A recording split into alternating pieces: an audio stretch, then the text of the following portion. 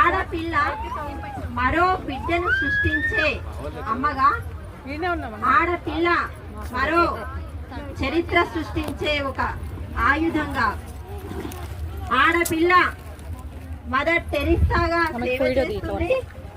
ఆడపిల్ల రణరంగంలో అడిగేస్తే రుద్రమాదేవిగా అపరకాళి అవుతుంది.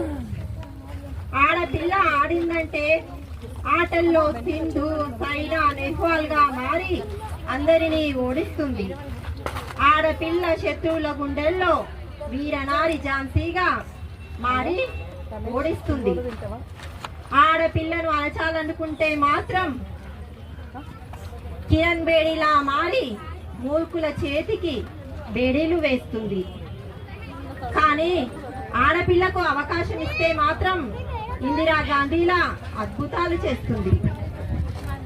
ఆడపిల్ల ఆలోచనలు గణితంలో శకుంతలా దేవిలా ఆశ్చర్యపరుస్తుంది. ఒకవేళ ఆడపిల్లను ఆకాశమంత ఎత్తులో చూస్తే కల్పనా చావ్లా సునీతా విలియమ్స్ గా మారి వెలుగుతుంది. అందుకే ఓ సమాజం